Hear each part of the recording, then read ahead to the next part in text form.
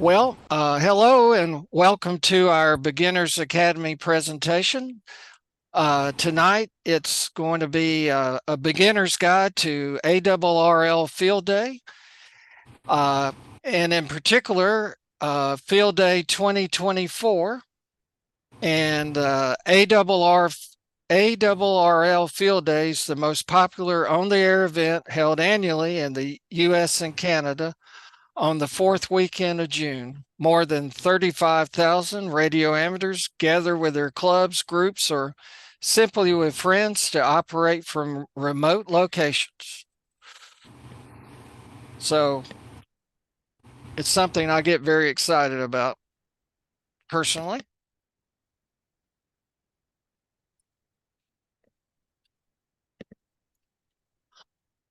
We'll give you a little more detail. This year, it'll be June 22nd/23rd. And it's always the fourth full weekend of June, not necessarily the last weekend, but the fourth. And it begins at 1800 UTC, which for Central Time for Northwest Florida and Southeast Alabama, it will be 1 p.m. Central Daylight Time. And almost everyone, the rules lay out that if you set up before that time, you can operate 24 hours. So it will complete at 1 p.m. on Sunday. And almost everybody follows that. But if you waited to set up until 1 p.m. on Saturday, you could run an extra hour or so, or 20:59 UTC on Sunday. So I don't know anybody that runs past the 24 hours. Doesn't mean you couldn't do it. Because frankly, when it comes around to Sunday morning, we're pretty tired and ragged. So, and the object for field day is to work as many stations as possible on the 160, 80, 40, 20, 15, and 10 meter HF bands, as well as all bands 50 megahertz and above. You'll notice that they're leaving out what we call the WARC bands, like 60 meters and 30 meters and 12 meters and 17 meters. So operating on those bands wouldn't count for field day. And that's where the people who aren't interested in field day go. So, but it sounds like many other contests. However, a premium is placed on developing skills to meet the challenges of emergency preparedness, as well as to acquaint the general public with the capabilities of amateur radio. So there's several goals, and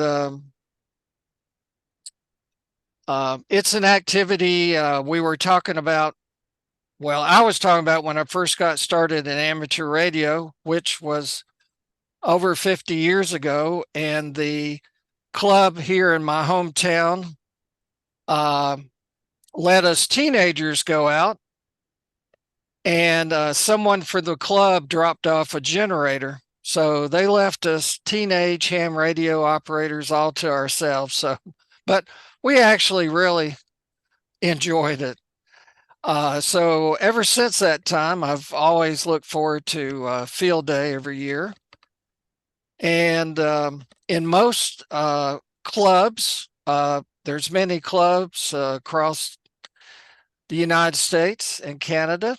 And for most clubs, it's the big event of the year. And So naturally, it can be a group activity, and the club members can plan and work as a team, which is challenging, actually. And there are many jobs to do, and not all of them are operating. So some people help with the setup, and that's the extent of it. And then others are more into operating. And it's always a time where hams come out and socialize.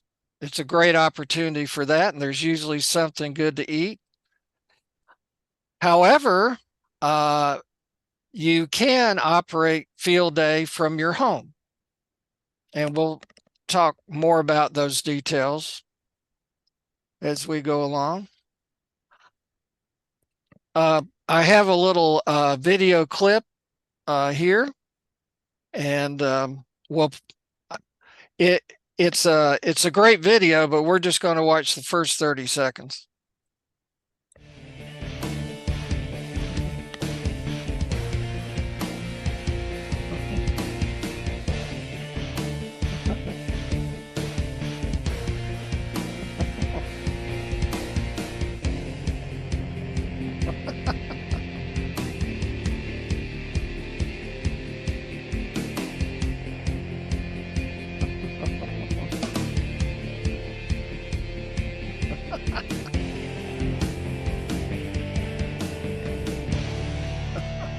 All right. Now, doesn't that look like fun? Well, at the top of that tower is a hex beam. And so that was the Panama City Club at one of their field days that they did at the Bay County EOC. So that video was by Bob KK4DIV, and it was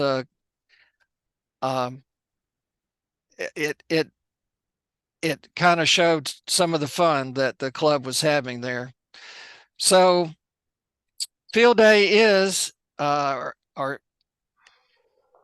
informal practice for emergencies. So you're encouraged to operate away from your usual station and operate without commercial power and originate messages. So it's not an absolute requirement that you do those things, but it is encouraged. And over on the right, we have a little pop-up tent, and the operator there's using battery power and with some solar charging and operating from outdoors.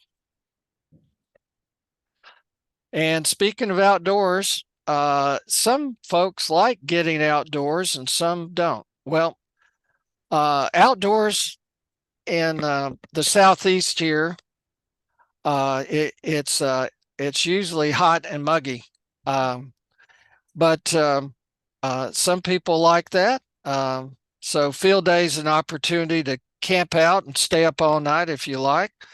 And in the picture here, we have Bob KK4DIV operating outdoors.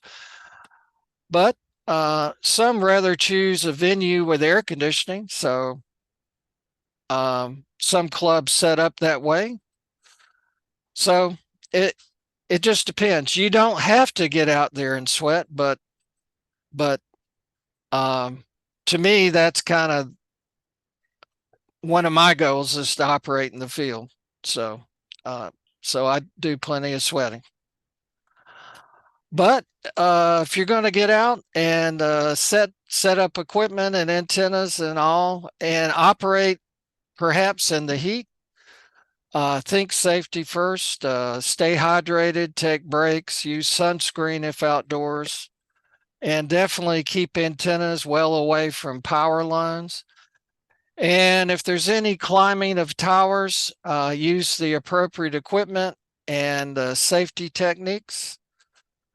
Have a medical emergency kit. And groups sometimes talk themselves into something dangerous. So if it's not looking right, say something and step back and think it through. We don't want anybody to get hurt. In fact, you're encouraged to have a safety point of contact for group field days. And field day is a public relations opportunity. So you're encouraged to operate in a public place and invite media to cover the event. On the right,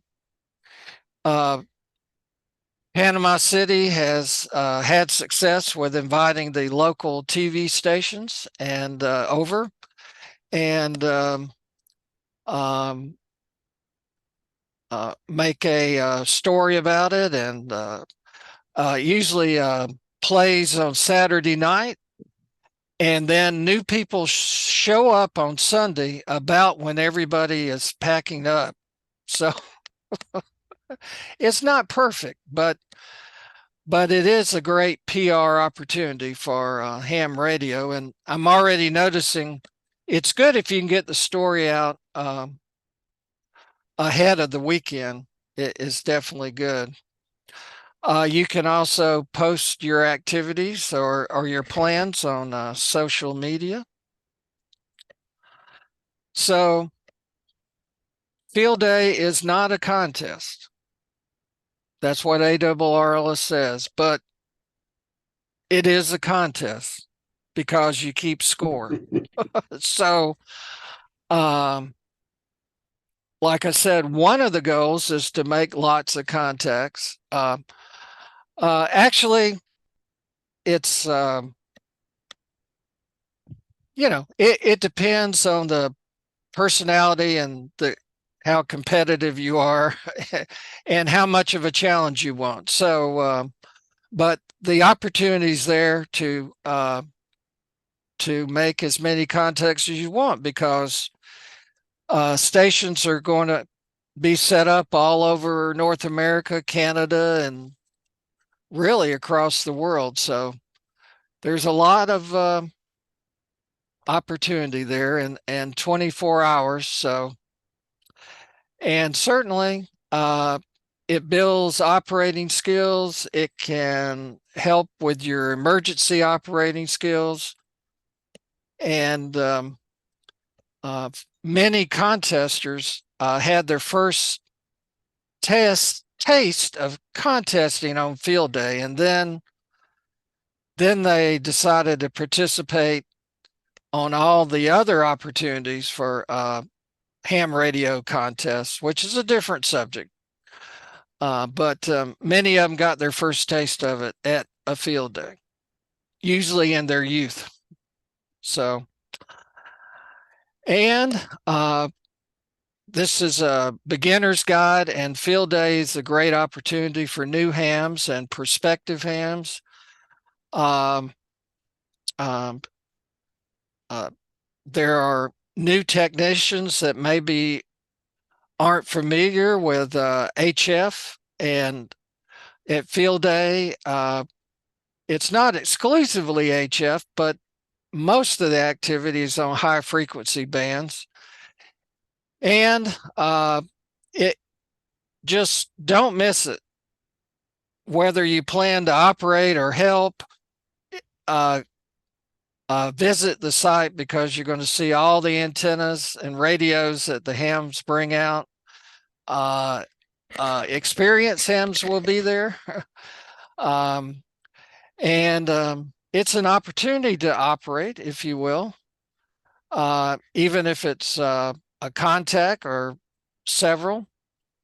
So at some operations, a person can log while the other person operates, and then they can switch roles. And so, but nevertheless, you'll get the hang of it in short order if you get out there and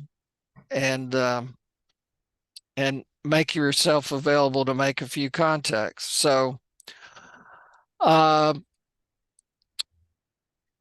beauty of it is that even if you don't have privileges on the HF bands or all the HF bands, you can operate while supervised by a general or above licensee, a general or an extra. And of course, you can't operate in the extra portions of the band unless you're being supervised by an extra licensee. That's often called the control operator. And frankly, well, uh, they don't have to watch every little move you make, but they want to make sure you're doing things correctly and getting the hang of it, which you will. And all one of the most fun activities in ham radio is antennas, and what a great opportunity for antennas. When you set up portable in the field, um, you well, you're going to have to pick an antenna. You're going to have to figure out a way to get it up in the air, and you may even have several antennas. And um, if you're bit by the bug, you're probably going to want a larger antenna than you had last year, or higher, or more gain, or something. So, uh, speaking of antennas, well, any antenna is fair game. Okay, and um, I think one of the simplest antennas is a dipole, and a dipole, you can have it all horizontal or just supported in the middle, and with the ends going out toward the ground, and that's called an inverted V. For a number of field days, I used a 40-20 fan dipole, and a fan dipole is where you may have a 40 meter, which is 66 feet long, but you can, from the same center point, drape out a 20-meter dipole. It'll be half the size of the 40. And so with one feed line, you can cover both bands. And since you have a 40 meter, it can work on the third harmonic.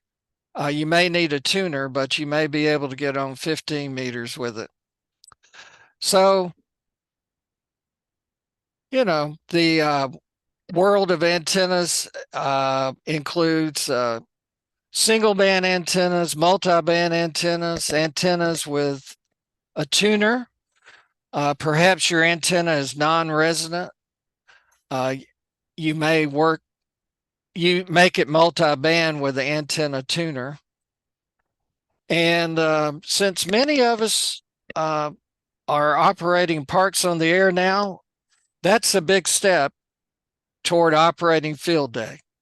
So, and there are many, if you want to buy an antenna, there are many portable antennas on the market, but there's almost no antenna that you couldn't just build for less money. All right. Well, the to encourage you to use non-commercial power, they have a bonus, and 100% emergency power is worth 100 points per transmitter. There's also a natural power bonus. Now, I'm kind of hitting the highlights here, but the details are in the field day rules. So to get away from commercial power, a generator's an option, batteries are an option, charging with solar is an option. So I generally use batteries and then charge them with solar. during the day and then get through the night just strictly on the battery power. So um, I encourage you to, well, if you want to get serious about field day and get informed, and it really applies to any event, the rules are published on the ARRL website. And some years they have tweaks to the rules. Um, and actually, for last year, they changed some of the rules about how much power you could run. And the biggest part of that is that home stations can only run 100 watts. So that's still in effect for this year. And it used to be that the home stations could only work stations in the field, but now a home station can work anybody basically and get credit for it. When in particular, when COVID came our way, and uh, operating as a group maybe wasn't the best idea. So the ARRL will let you operate at home or with your own group, but you can contribute your score to an aggregate score for your club. So you do that when you turn in your log, you identify which club you want your score to be associated with. And they're hanging on to that, even though COVID is not quite the issue that it was. So please read the rules for details. And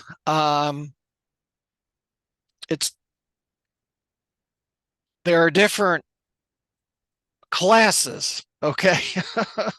So basically, Class A, the key there is it's 3 or more operators. So most clubs are going to have a Class A station if they want to set one up in the field.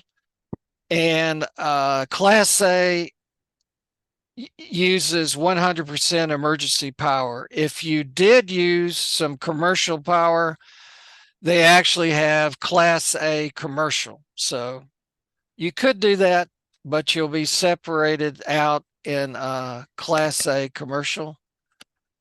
And then they have Class A battery. And in that category, the maximum power is 5 watts. And so in Class A, you may be using a generator, but actually all these classes are listed separately. So if you want to compare scores, you would do it by class if you like. And so these are details. Class B is 1 or 2 operators using emergency power. So for the last few years, I've been operating a Class B, and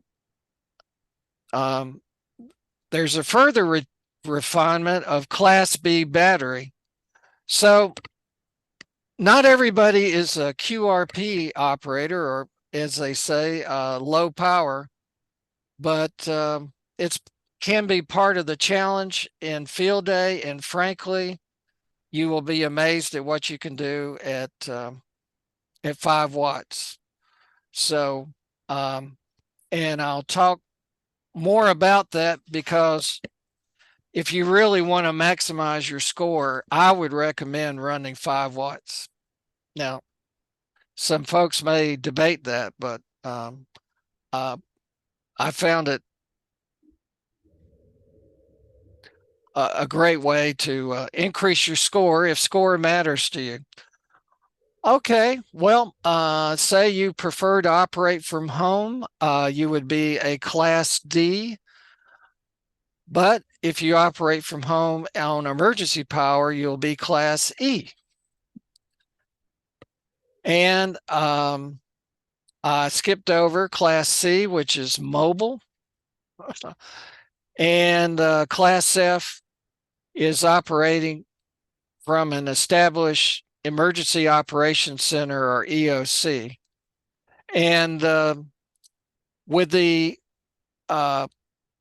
a lot of operators and ARRL's groups do participate in field day, and it's an excellent opportunity for them to operate from an EOC. So those are Class F stations. Most, well, they're, well, I really can't say. Probably there are more stations that operate just one transmitter, but there are definitely a lot who are operate with 2, 3, 4, 5, 10, 20, or more. So, but the number of simultaneous transmitters determine your it's part of your class. So if you were one transmitter, you might be a 1 Bravo station. If I was 2 transmitters, it would be 2 Bravo. We'll talk more about that. So ham's like a challenge, and operating, the more stations that you put on the air at once, the more opportunities that they may interfere with each other, but there's ways to mitigate that interference.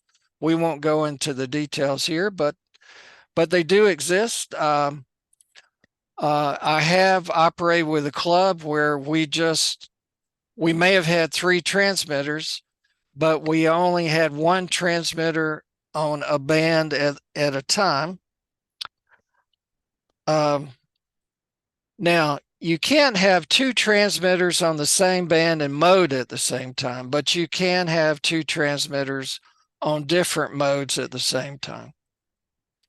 Details. So what do people do when it gets down to the contest? Well, they for a valid contact, you exchange information with other stations on the air. And I'm going to use myself and Chris. My call is N4KGL. Chris in Ontario is VA3ECO. So an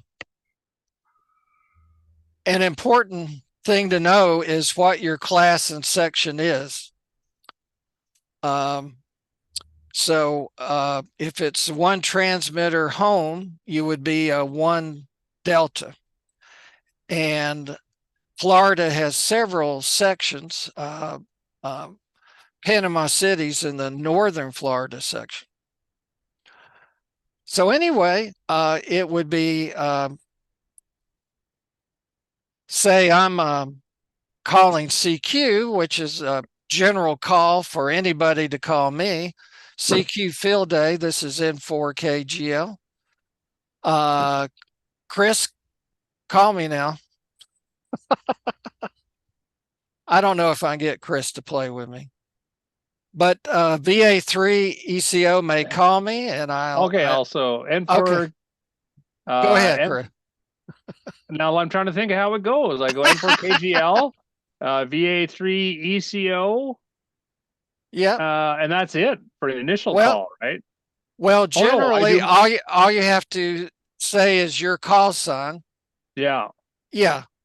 And then you answer me back, because I don't know if I'm getting you or not, so I don't bother sending a ton of information. I just say VA3 ECO. Yeah. So if I pick you to respond to, I'll say VA3ECO, this is N4KGL. We are 1 Bravo, Northern Florida. Your Yeah, turn, and Chris. then I come back. Now this is where it gets, depending on what mode you're running and stuff, you should Yeah. do call signs again, but some people don't.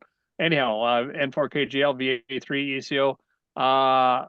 One, now what was that? What is mobile again? Mobile is, I think, Charlie. Yeah, I'm gonna go 1 Charlie, Manitoba. Oh, really? Okay. Yeah. All right. And that'll be starting at about 3 or Okay. 4 in the afternoon. I have a dinner I have to go to, and I thought, how the hell am I going to do that? And I thought, well, I know. I'll wait till I Yeah. get across the border, get my wife to drive, and away I go. Yeah. So, on my part, if I successfully got his information, the 1 Delta Northern Ontario, I'm going to put it in my log and I say QSL, which means I copied it successfully. And I might say good luck. And, uh, and then I might continue calling CQ field day. So, um, I will take this time to say that um, some people like to call CQ and pretty much call CQ for an hour or for the whole thing, and that's called running. And it is a great way to rack up a score. Uh, but others like to answer the CQs, and the way they operate is called hunt and pounce. So they tune the band for people calling CQ and work them, and then they'll tune to another frequency that somebody's calling CQ and work them. So, well, this is all easier to understand when you're out at field day. You'll just pick it up. But now, uh, when I got into all this, there was no FTA. Okay. So, but a few years ago, the ARRL decided to allow uh, a WSJT mode, FT8. I think it also goes for FT4 during field day. And so in those modes, you don't have to say anything, but you're still exchanging the same information. And uh, you can customize your WSJT program to do the field day exchange. So FT8 is hugely popular, so there'll be a lot of people using it. I say PSK 31 is still popular. It's not as popular as it was because I think FT8's probably taken over, but you can do contacts with PSK 31. With both of these, you'll want to set up your software ahead of field day. um, and there's always some YouTubes to help you if you're going through it the first time. So you can operate voice, they call it phone, digital, or CW. And CW is hugely popular in all contests. It's hugely popular in field day. So CW is definitely in vogue, but FT8 has got its spot now. So either way, any way you want to do it. And we'll get down to scoring, it's 1 point, 1 QSO point for each voice contact. It's 2 points for each CW or digital contact. Now, this is what ARRL decided. So the rules are the rules. And so basically, you're going to be racking up QSO points, and you add those up and multiply it by your power multiplier, which can be 1x, 2x, or 5x. So, well, if you operate 5 watts battery, you can get a 5x multiplier. So if you operate CW or digital, that's 2 points times 5x. So you're effectively getting a score of 10 for every contact you make. Now, the people on voice, if they're operating commercial power or 100 watts, they'll get 2 points. So, well, if making a big score floats your boat, then low power and is a way to get there. And it's debated, but I 5 watts, have never run out of contacts to make on field day. So in addition to all this are bonus points, which is too many details. There are too many bonuses to cover. You'll have to read the rules. I've mentioned sections, and this is determined the way ARRL organizes the sections, and some states like Alabama and Georgia, they just have one section for each state. But Florida looks like has 3: Northern Florida, West Central, and South Florida. So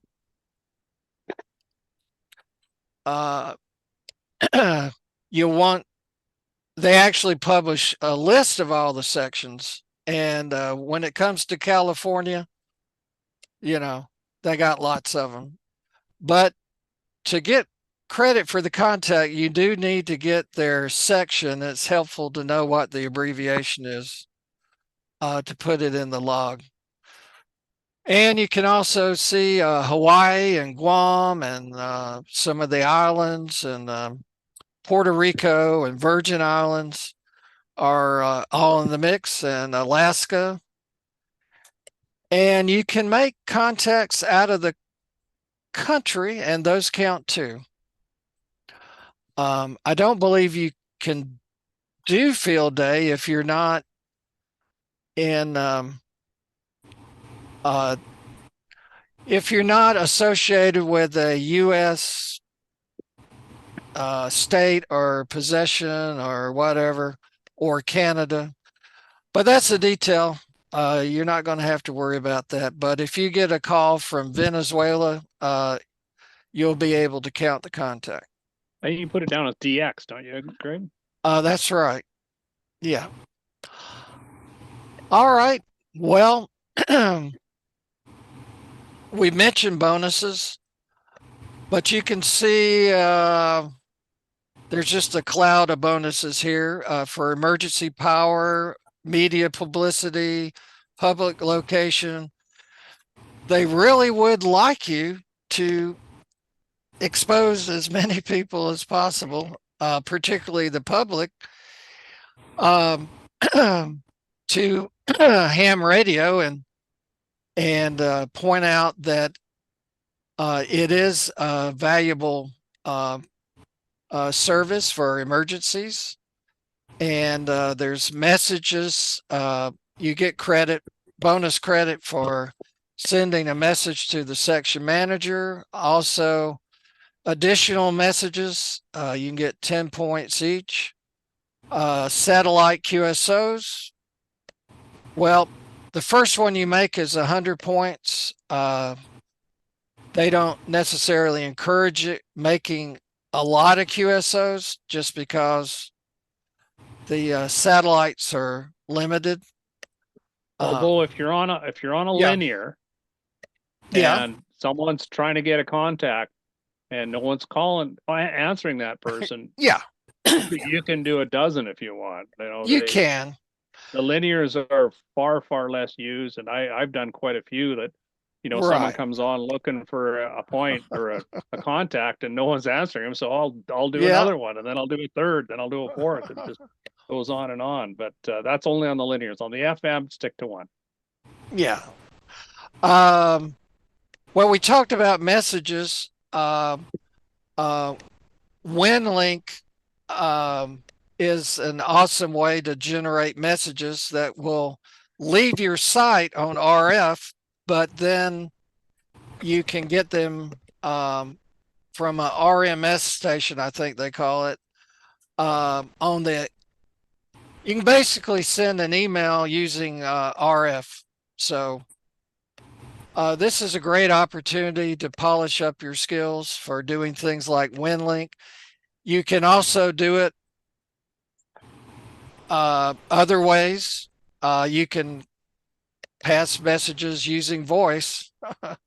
So I won't get covered up in all those details, but and then copying the bulletin. W1AW sends out the bulletin and in many different modes, and you get credit for copying the uh, message. And I saw where it said that if it were a real emergency, W1AW would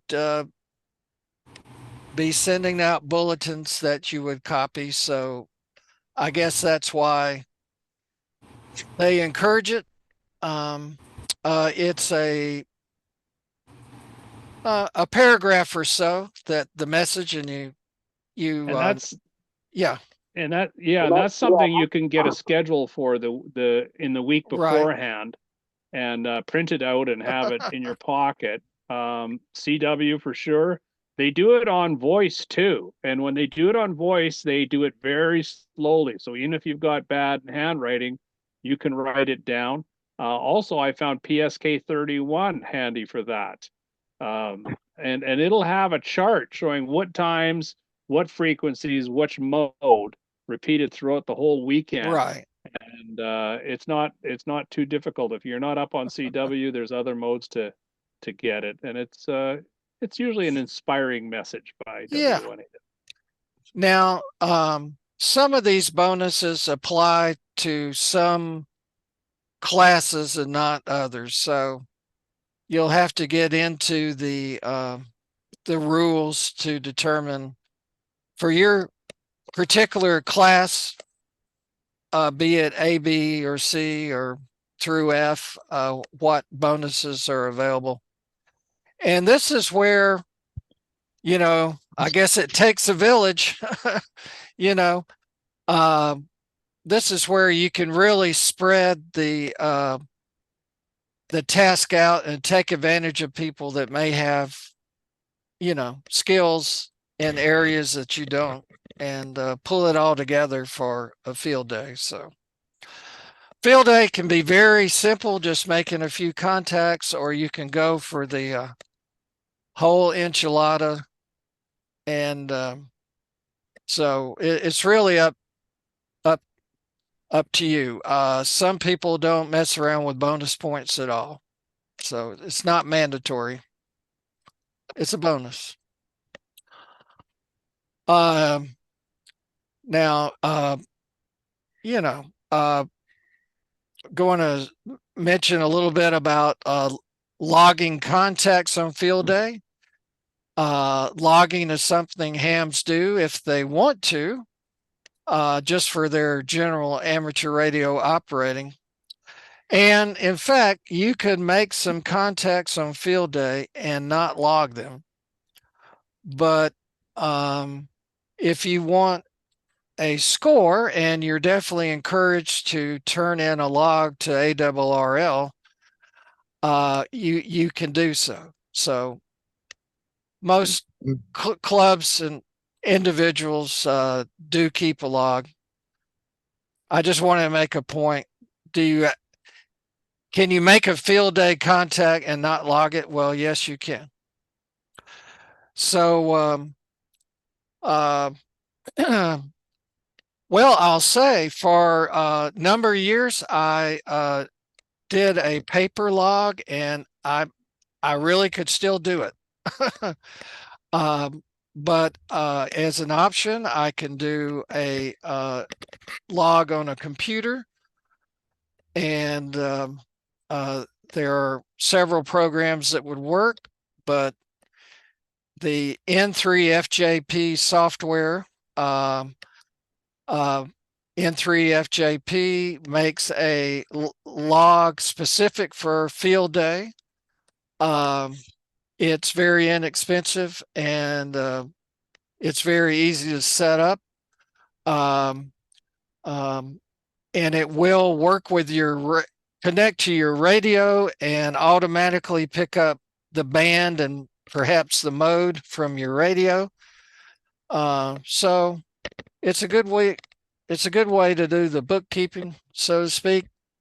It will also calculate your score, and it will also help you catch dupes. But I have picked up that, well, a duplicate is if you work the same station on the same band and mode more than once. And if you do, it's you're not going to get credit for a second or third contact because you worked them 3 times on the same band and the same mode. And the software will let you know if you start typing in the other station's call, and it will let you know if you've worked them on the same band and mode. It's a nuance, but you're not penalized for having a dupe in your log. Now, I can't say I have the final word on that, but I've been listening to some ARRL folks. Well, don't worry about it. It could be that thought you worked a station, but they didn't get your info, and you worked them again, and it could actually help turning in both those contacts. I'm sorry I belabored that too much. That's the nuance. I think the basic message, if you want to do computer logging, check out N3FJP's program for it. So this is just our part of the country here. The ARRL has a field day locator site, and they got pins on the map. And if you click on the pin, you'll get some details. This applies all over the country. Just zoom in and check it out. And if you are going to be operating a field day where the public could attend, then be sure to put your pin on the map. And it's real interesting to see who's operating in your area. Okay, well, we're close to the end here. The bottom line is don't miss the fun.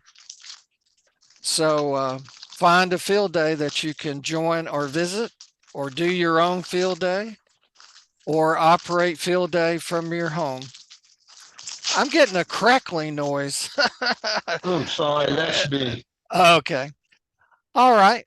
So find a group, your local club is almost always will be doing something for field day. Um, I like to do a field day with a few friends. So I go camping, or or if you prefer not to get out, you want to be a little more comfortable, you can operate field day from home, and we definitely want you to help us make lots of contacts. So, you know, if you think it's too hot for ARRL Field Day in June, well, there is Winter Field Day in the last full weekend of January. So, if you don't get enough in June, it's also a big deal. It's very popular, Winter Field Day, Where you can't use FTA. where you can't use FTA. But that's cool. That's Yeah, nice. Change is as good as a rest. yeah. Well, we've looked at bullet slides. Uh, this is where I've operated for several field days at a campsite. The advantage of that is, I can be set up for the whole weekend, and you'll see. Now, you don't have to have all this stuff, but I do have a hex beam, which covers 20 meters to 6 meters. And also, I usually use an infed antenna that stretches out. And the little shelter there is where I operate. So I could operate from the camper, but my wife wouldn't like that. So actually, I like operating outside, and um,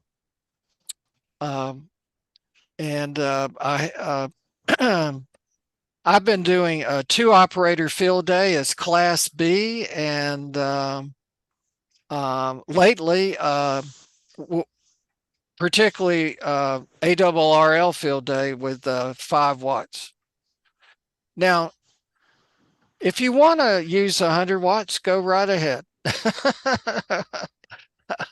Particularly if you're just getting into the hobby, that might be the best thing. But I've haven't had any problem at 5 watts. Actually, it might be hard to turn your radio down to 5 watts. I don't know. Also, I've used solar panels and all. So anyway, this is at night, a view of uh, the little shelter with the operators. On the left, I'm not in my chair, so my friend Rick is, he's actually operating digital modes there. And I operate mostly CW on the right. And we have some, it's called a duplexer, or maybe a diplexer, I don't know. But anyway, it will let you use the hex beam on 2 bands at the same time. Now, that's kind of a advanced approach, but I've tried it out, and it's been working for us. So to wind things up, I will go to the next slide, and maybe I won't. All right, I'll just say there. Oh, there we go. There's nothing like a hex beam at sunset. So there you go. So I apologize for cruising through all this. It's a little laborious, but um, check it out. It's a terrible thing. Well, I highly encourage everyone to participate in some way. So see what your local clubs are doing, and if you're inclined, you could operate from your own setup in the field, or you could operate from home. And with that, we'll see if any of our Zoom mentors and beginners have anything to add. What could we add, Chris? I think you summed it up nicely. I can't think of anything right now. Yeah.